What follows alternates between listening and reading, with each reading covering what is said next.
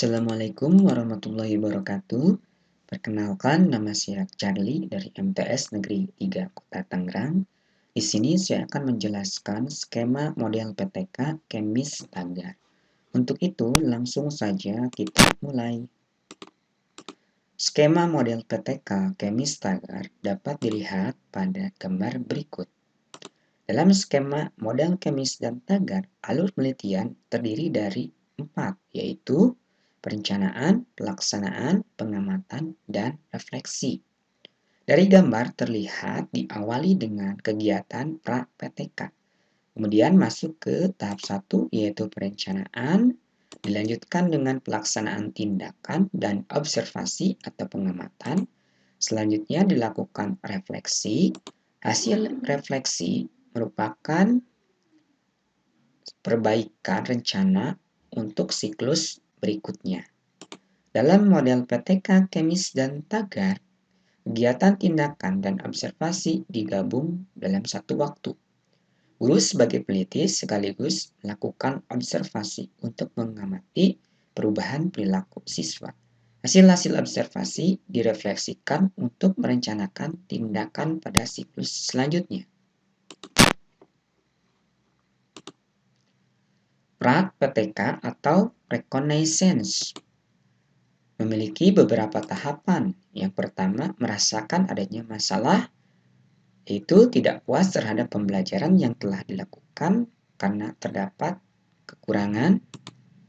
Yang kedua, identifikasi masalah. Tanya pada diri sendiri terkait dengan masalah yang pernah dialami atau dirasakan. Yang ketiga, analisis masalah. Pilih masalah yang dirasakan paling mendesak dan mampu diselesaikan oleh guru. Yang keempat, memverifikasi keberadaan masalah dengan melakukan brainstorming mengenai bentuk tindakan sebagai alternatif solusi untuk menyelesaikan masalah. Selanjutnya,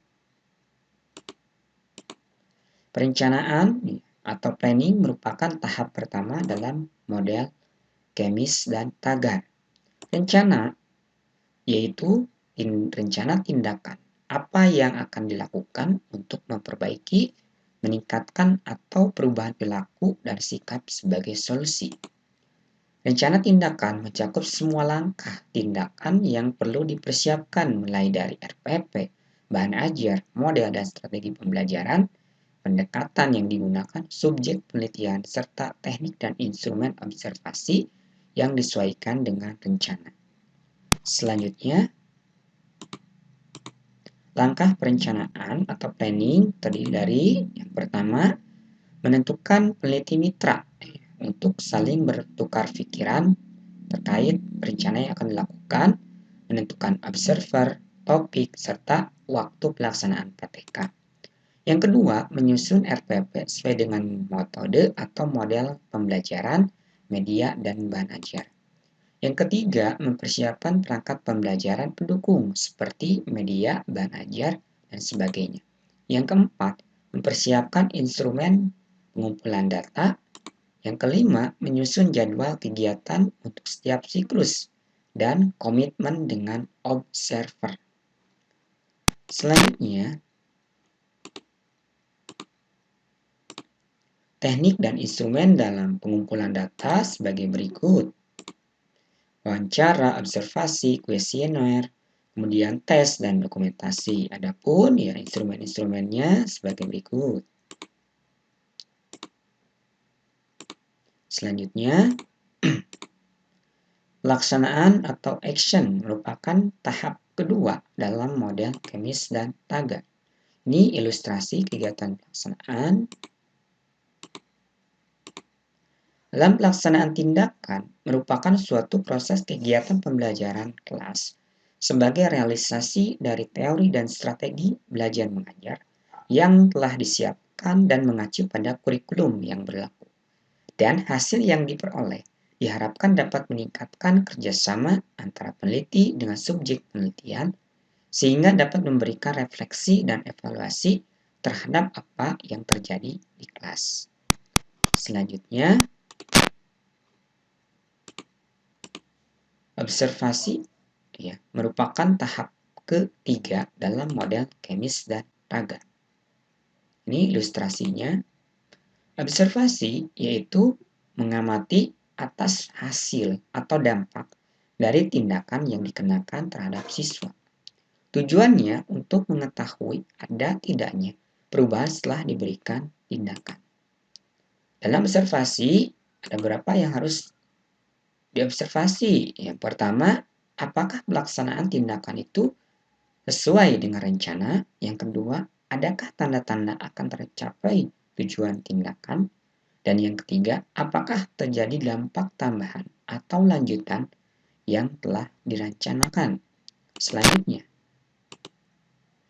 Yang keempat, itu adalah tahap refleksi.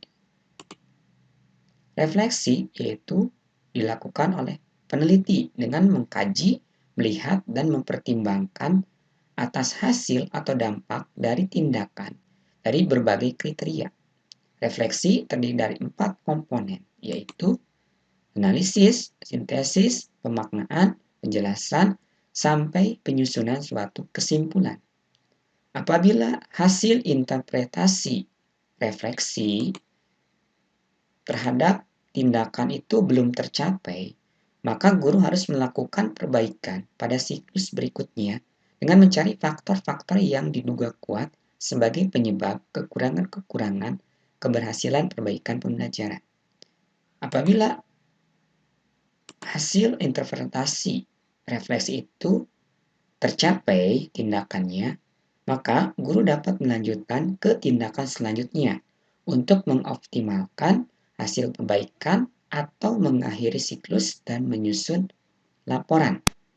Selanjutnya, ini adalah profil pembuat. Terima kasih atas perhatiannya. Assalamualaikum warahmatullahi wabarakatuh.